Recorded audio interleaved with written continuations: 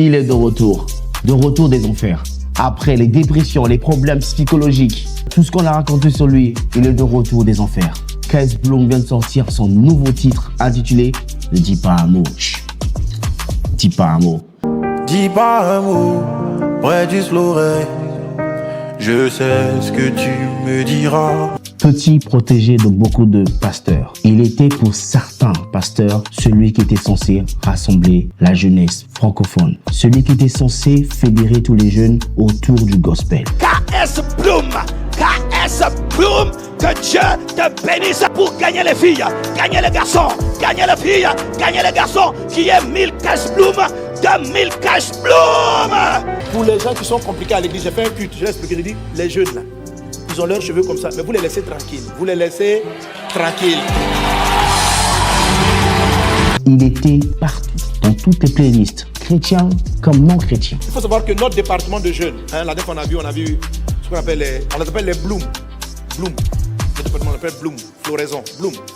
Donc Bloom, c'est pourquoi vous avez le chantre KS Bloom, en fait, parce qu'il vient de la jeunesse. Donc il a pris le nom Bloom. Il était dans toutes les playlists. Il était même dans ma playlist. Jusqu'à ce qu'un jour, il a multiplié des sorties médiatiques. Que si c'était Didi B, on aurait dit « Ah, c'est Didi B, c'est des rappeurs, c'est des go trip, c'est comme ça. » Mais comme c'est un enfant de Dieu et que qu'il est censé incarner un bon chrétien, et quand il a multiplié des sorties médiatiques, sa carrière a commencé à faire un bide. Ça commence à faire un bide jusqu'à ce que plus rien. Des clips des chrétiens, si tu fais mute, tu enlèves la chanson, tu croirais des païens. Et depuis sa chute profonde il y a quelques mois, bientôt une année, disparition totale dans les médias, sur les réseaux et surtout dans le monde musical. Et qu'est-ce qui s'est passé pour que l'enfant adulé par le monde entier est aujourd'hui que l'ombre de lui-même? Et depuis que la lumière lui a été retirée, il a sombré dans l'oubli. Bienvenue à votre chronique du mercredi. Ici c'est Djengombe. Prenez place. C'est parti. Chacun doit faire son bout. Chacun doit faire son bout.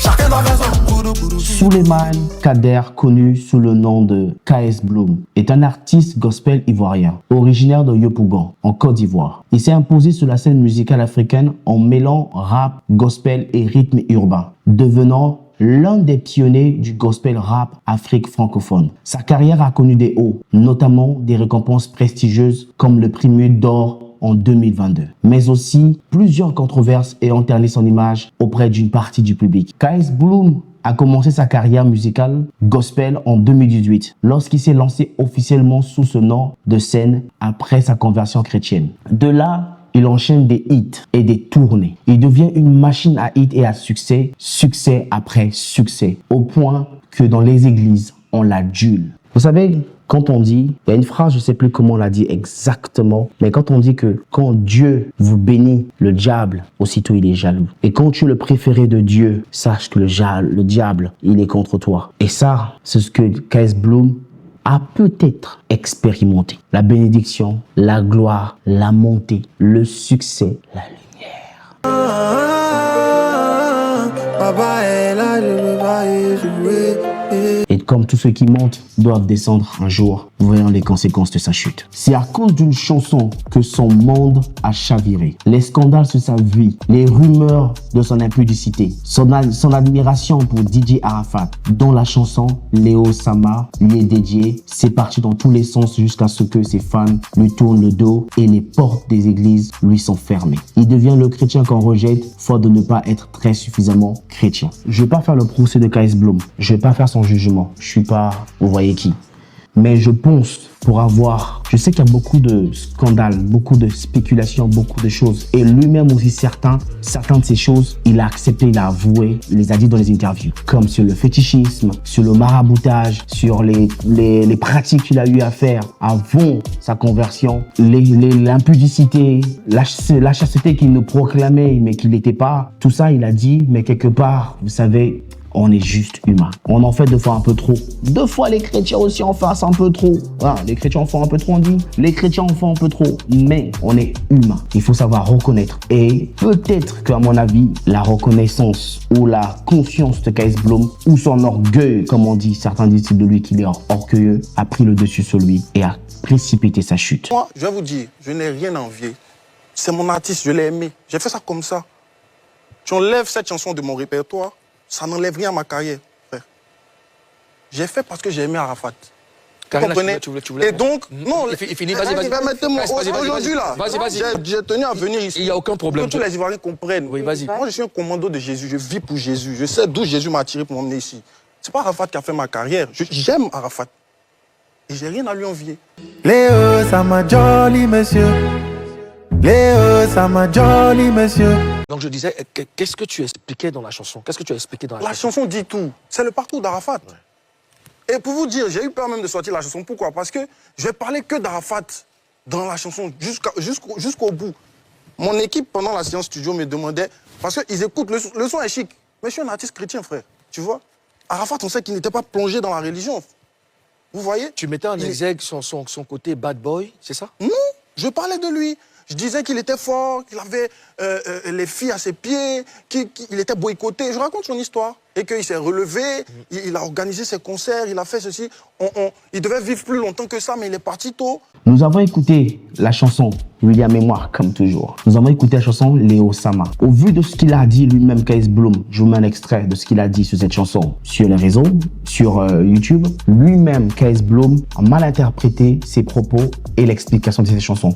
Pour moi, quand je l'ai écouté cette chanson, c'est vrai que c'est un hommage à Arafat, peut-être, comme il le dit, c'est un hommage. Et pour moi, c'est une chanson où il racontait une histoire d'un artiste qui a connu le succès, qui était au-delà, qui était haut.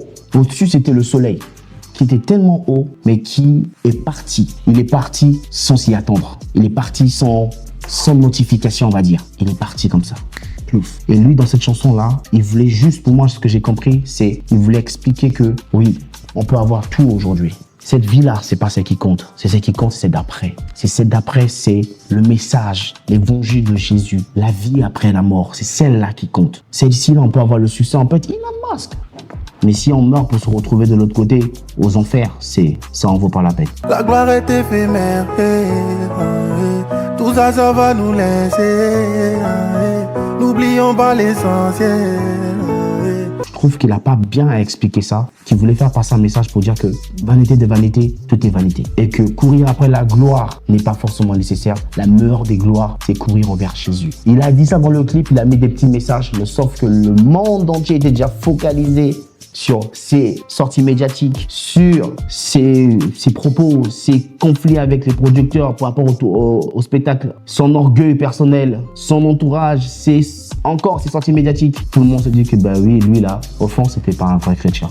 C'est quelqu'un qui s'est servi du gospel pour réussir. Comme il ne peut pas concurrencer avec les DJB, il a pris son couloir pour faire sa carrière.